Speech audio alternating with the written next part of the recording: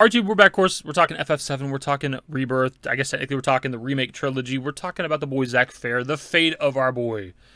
This has always been a highly debated topic. Since remake released back in 2020, this is a conversation that is going still to this day. Like 4 years later almost, we're still discussing this shit. And probably will continue to discuss it until at least Rebirth or maybe the third game, which everyone's going to give us like a definitive answer for what's actually happening. Now, when it comes to this topic, I've been on both sides. In the earlier days, I was on, like, Team Zack is dead.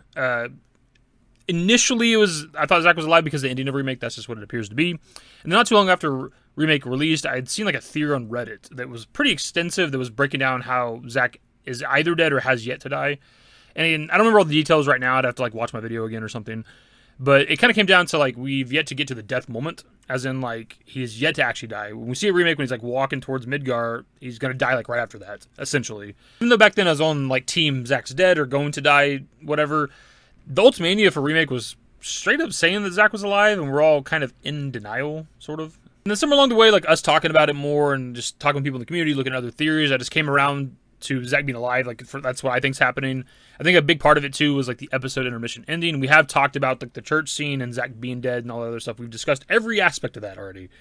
But I think it's just like seeing Zack separate of Cloud is what for me kind of kicked it into, oh, maybe he's alive, because the argument has always been, oh, that walk to Midgar, that's not real. It's that's what Cloud thinks is happening. He thinks Zack is helping him to Midgar, but in reality, it's just him dragging himself there. And it's like, okay, now we get to the episode intermission ending, and we're seeing Zack doing his own goddamn thing. No Cloud anywhere. It's like, well, definitely the Zack's real. I mean, he could be dead, but he's at the very least real. It's the same thing with this recent trailer we got for Rebirth, the release date announcement trailer. The brief little scenes we get with Zack, there's people that are like, it's not real. It's not happening. It's all in Cloud's mind. It's Genova shenanigans. Cloud's in like a fugue state. He's making it all up. And the devs are like, nah, there's a rift in the sky, and Zack's fucking terrified of it. And they also straight up say that he's like survived death for now. Like, they're telling us that he's alive. But there's also shit within the scenes that we get that kind of prove he's alive too. So first up, we have this character profile we got with like recent information that says Zack may have worked with Sephiroth as a soldier first class, but he trained under a different operator, and it is from this man that he both learned to take pride in his work and received his iconic Buster Sword.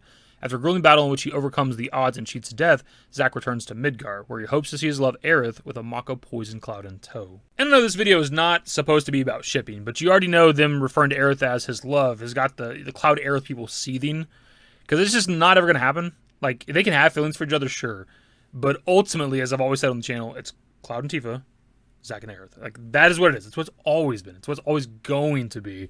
Even with just like a basic character, like synopsis, character profile for Rebirth, they're just like, yeah, Zack cheated death. They're like telling us that. But if they go a little more in depth with like a different sort of story synopsis thing. So right here we have this press asset for Rebirth that's pretty cool. It's got some interesting information. Some of it's new, some of it's not. But it's the middle paragraph that we're interested in. Which says, meanwhile, Zack, beaten and battered from his fight against an army of troopers, hobbles across the wastelands into Midgar with a Mako poison cloud on his shoulder. Though he has managed to escape death for now, the ominous rift in the sky gives him little reason to rejoice. And what's pretty cool, and I didn't notice it until after I had read this story synopsis when it was going around on Twitter the other day, is that you can actually see this rift in the sky in the trailer. It's like at the very beginning. We see with the first scene of Zack in the trailer where he's looking up towards the sky and it starts to like fade to black, and as it's fading to black, you can really see this rift.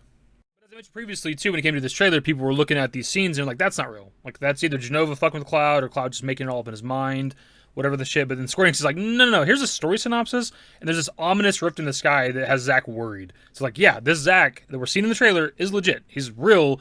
Is he dead or alive? Obviously, there's going to be a bit of debate there, depending on what people think.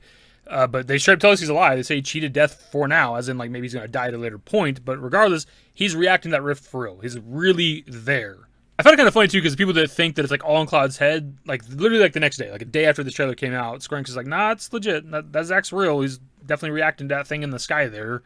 So like, but the problem is too, like they're of the mindset that none of it's legit, as in like it's either he's dead or it's Genova or it's all in Cloud's mind. So they're just gonna revert back to one of those. So now that we have confirmation that Zack is legit, it's gonna be that he's still dead though. Like they're never gonna accept the fact that he's alive until it's like proven, I guess.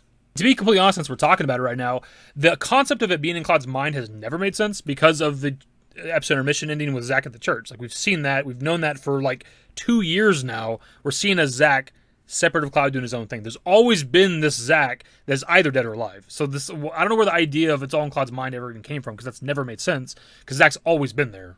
Some of the other funny shit that's coming from like the Zack is dead people from this trailer is that we get the two different scenes with Zack, one at the beginning, one towards the end. And in the beginning scene he's clean, and that later scene he's dirty, and they're like, there's a clean Zack, there's a dirty Zack, there are shenanigans afoot. And it's like, you tell me y'all don't wash your ass? You don't know you don't know what getting cleaned up is? You don't know what, like, what the fuck do you mean? Like, these are clearly two different scenes. They're happening in the same area, Sector 5 slums, but they're obviously in different moments. Like, we've seen Zack dirty at the end of Remake and then clean at the church with episode intermission. Is that so unheard of? He couldn't possibly get cleaned up before he went and visited Aerith? Like, it's such a reach, it's insane to me. Like, do y'all not know what a passage of time is? These are clearly two different moments, right? They're happening in Sector 5. He's over there with Kyrie by the damn big screen that they watch the news on, and then he's over there in, like, the little path tunnel thing to Aerith's house when he has Cloud on his back when he's cleaned up. Like, clearly, these are two different things happen two different times. Like, how is that not obvious? Like, gee, I think I'm losing my mind. We can't talk about all this without talking about Elmira in the beginning scene. Whenever we hear her talking with, like, the beginning shot, and then when we see Zack looking up at the sky, we see Elmira in the background very briefly. I see people that are saying, like, Elmira's not even looking at Zack, she's looking at Cloud, or like, Elmira doesn't even interact or talk to Zack, and it's like, dude, Elmira's on screen for 2 seconds. How do you fucking know any of that's true? Like, how the hell do you guys know that? I mean, that's some reach. Like, that's up the asshole. You're pulling that out of your ass, dude. That is crazy to me. But not to mention the fact that when he's looking up at the rift in the sky, he's standing on the path to Aerith's house. You can see the Leaf House in front of him, the yellow building. So he's clearly was going to Aerith's house. He knows where Aerith lives at. He knows Aerith lives with her mother. We know that with the OG FF7, with the secret scene where you see them in the back of the truck. Like, my God, dude. It's so insane to me. I think it makes perfect sense anyways that Zack would have a meeting with Elmira. Right? That was kind of the plan anyways. He was going to Midgard to find Aerith, and the first place he's going to go is either the church or Aerith's house, right? But we see with this trailer that they're stumbling into Sector 5 first. And he knows where Aerith lives at. He knows that Aerith lives with her mother, so he's going to go there. And we know based on Remake, and even the original game, that Elmira's going to take them in, right? We know that. She took in Marlene, took in Wedge, no problem, no questions asked, really. So why would she not do the same thing here? Especially if she knows Zack, because she should know Zack. I don't know if there's like a lore thing anywhere that says that like Aerith talked about Zack to Elmira, but realistically she would have. Like at the very least, Elmira would know the name Zack, right? Not to mention the fact that like Cloud and Zack were missing for 5 years, so presumed dead, I'm sure, by Aerith. And if she was talking about Zack to Elmira, Elmira would be aware that he's supposed to be dead or something, or at least missing.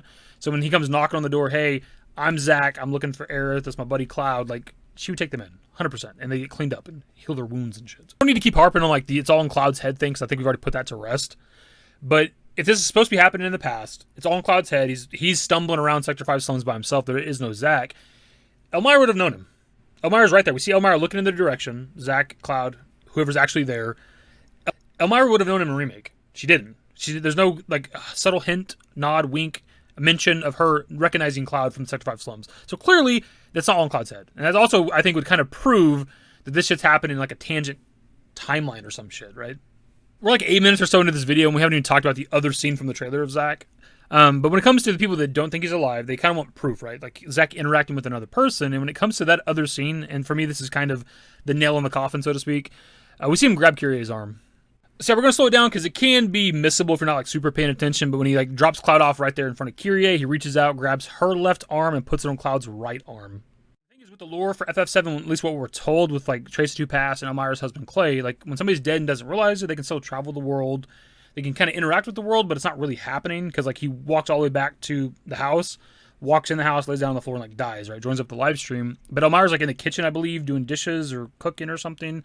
And doesn't notice it. Never notices the door opening. And that could explain the church thing with Zack, right? When he explodes through the doors and nobody reacts, like maybe it's because he's dead. And that's not actually happening. He thinks he's opened the doors, but from like their perspective, the doors are still closed and never opened, right? But now we're seeing him interact with something in the world. We're seeing him physically grab Kyrie's arm and move it to like brace Cloud. Now, if you want to play a bit of devil's advocate for the conversation, you can maybe say that Zack's special, so maybe he can be dead and still interact with shit, so maybe like he can physically grab Kyrie's arm, but maybe from Kyrie's perspective, it's just Cloud there, right? But the thing is, we know there is a tangible Zack here, right, because of the rift thing that we talked about. So that means that he is being drug around by, if he's dead, an invisible Zack from other people's perspective. So especially whenever Zack's carrying him on his back, right, Cloud would be like floating in the air like this and shit, and people are like, what the hell's going on? Like, so no, I think he's definitely for sure there. I think he's alive. Since somebody mentioned it either in my comments or maybe on Twitter or something like that, we're talking about it, that maybe it's like a Final Fantasy X situation where it's like Tidus and Auron who are actually technically dead, right? But they're still able to walk around and interact with the world. So maybe with Zack, it could be both. Maybe technically we're all right that he's like dead, but he's like still physically there. People can see him and all that shit. He's just maybe on borrowed time. Maybe that rift is like coming for him, or maybe that because he's alive or whatever, or not dead all the way. Like that rift is like trying to destroy the world or something. I don't know. Some people mentioned the rift could be meteor, but it's like, I mean, yeah, it's round. I don't know why it'd be meteor. Like it's definitely a circle as well. Yeah. Actually, speaking of like that rift in the sky being there potentially because of Zack being alive or whatever the fuck, wanting to destroy the world. I've talked in the past before about there being a ripple effect of him surviving, maybe other characters surviving. The changes that happen because of the ending of Remake are going to destroy this world, our world, a different world timeline, whatever it is. And then maybe things have to revert back to what they used to be. So like essentially Zack survives, but needs to die at a later point. They even say that he's escaped death for now, kind of implying that he's going to die at a later point. And that maybe, like, again, he has to die, or Aerith has to die, whoever, whatever, to kind of get things back on track to what they used to be. And I've used a comparison before of Donnie Darko. And it's kind of essentially TLDR here, if I can, if you never watched Donnie Darko, but a jet engine's supposed to fall through the roof of his house and kill him, right? Crush him while he's in bed. But he gets woken up in the middle of the night, walks outside, that happens, and he survives. But because of him surviving, it creates a tangent universe that's going to be destroyed if he does not travel back in the past, essentially, and die in that moment. And that's what ends up happening, right? There's actually a rift in the sky above, like, his house or whatever. Very similar to the rift above Midgar in that scene. I don't know, man. It's pretty interesting. I'm not saying, like, the entire plot of Donnie Darko could be what's happening with Remake, but I think there's some aspects of that, at least for the Zack story, that could be happening. Because I don't know what else the ominous rift in the sky is there for. Is Zack only seeing it, or is everybody seeing it? Is that what Elmira's talking about at the beginning of the trailer? People talking about the world ending? Is everybody seeing that rift right there? I don't know. But I think it's kind of interesting that might be the case, because it's something that I kind of just theorized briefly in the past. It kind of further adds to the discussion of like Zack being maybe in a different world, a doomed world, a different timeline, universe, whatever. It's been noticed in the trailer that we got recently that in the background of the marching scene, you can actually see a stamp logo, and it's the Beagle. This kind of changes everything, because it's been a relatively common theory for a while that there's not multiple timelines, but a changed timeline, right? We did the singularity shit. Ripple effect, Zack survives, the Beagle logo changes or whatever to the Terrier logo. But now that we're seeing Cloud marching in Junon, and in the background there's the Beagle logo, that means that it's a completely different place to where Zack's at. Because where Zack's at, it's a Terrier logo. I always kind of said in my videos that I'm not the biggest fan of the multiple timeline stuff, because I don't know how that's going to work. Because we have like timeline 1, timeline 2, Zack's over here, our group's over here. How are they going to ever meet up or converge? Maybe the live stream, because the live stream's like it's kind of ambiguous on what it does. It's the flow of time and all this other shit from Inception to Oblivion, I believe is what Red 13 says. So maybe the timeline can be used to get to different timelines. Live stream can be used to get to different timelines. I don't know, man. So it remains to be seen. I'm on board, though. If Zack's alive, I don't give a shit. Give me 4 or 5 timelines with him alive. I don't give a fuck. Since we're talking about multiple timelines now, and we mentioned Donnie Darko earlier, it's a very common theory with time travel that if you go back in the past and change something, it doesn't change the future, but creates that tangent timeline where this is a complete new universe, timeline, whatever, and that's where your future is now. Like, this timeline stays the same, and what appears to be happening at the end of Remake, we see in the past, Zack's final stand, him surviving. So that might explain why there's the Terror timeline, a completely different timeline. Another example of this, in more recent times, would be Avengers Endgame. Whenever they go back in the past to get the Infinity Stones, and I believe Bruce Banner talks to the Ancient One, or whatever the bald chick's name is, she explains how, like, if they take the Infinity Stone out of here, it dooms that timeline, right? Maybe that's what's happening with Remake. At least with Terrier timeline. And every time we talk about this, people are like, but how does that work, though? Because if, like, Zack survived, then Cloud never got the Buster Sword, this, that, or the other. But as we just explained, if you go back in the past and change something, it creates an alternate timeline. But also, like, just in general, like, it's obviously theoretical, because time travel is theoretical. But, like, if we were to go back in the past and I never bought the car that I own right now, I would still have the memories of driving that car for the last, like, however many years I've had that damn thing, right? That still happened to me. Similar to Cloud in Remake, Zack still died and passed the Buster Sword on to him, but now there's this new tangent timeline where Zack survived. And this is the Remake timeline. Cloud still has the Buster Sword. Zack still died in the timeline. Crisis Core reunion still happened. I keep calling it Crisis Core reunion. Crisis Core in general, whatever. Like, that all still happened. The past has not changed for our characters because they still have it up here. I know the video is getting kind of lengthy. We're going to start wrapping it up here pretty quick. But now that it does seem like there is multiple timelines, I think what might happen, at least for the second game, and it might change on the third game, I'm not sure, is that Remake's timeline, I guess Beagle timeline, can be relatively faithful to the OG FF7. There's obviously going to be new stuff, though. But, like, whatever's happening in Zack's timeline, that's where this shit can get wacky, because that's brand new. That's never happened before. These aren't even technically our characters, so you could kill off Cloud, Tifa, Aerith, whoever you want to. It doesn't really matter, because it's not our boys, our girls. And maybe that's where the shit gets wacky. And then maybe up to a certain point, once shit converges, that's where things might change. It might not happen till the third game. I don't know. But I feel like that might be what it is. So you get the best of both worlds. You get the brand new shit with Zack's timeline, and you get the OG FF7 shit with the Remake timeline.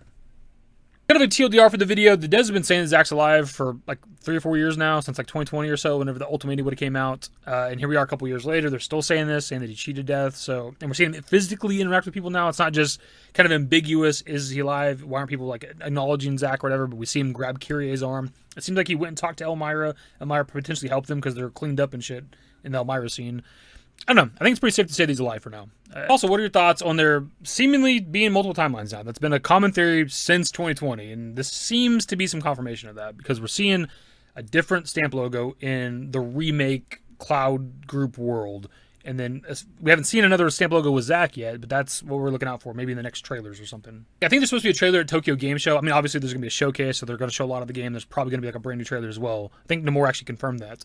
But if we get like some Zack scenes with that next trailer and we see a Terrier stamp logo somewhere in the background or some shit, like that just confirms that there's multiple timelines 100%.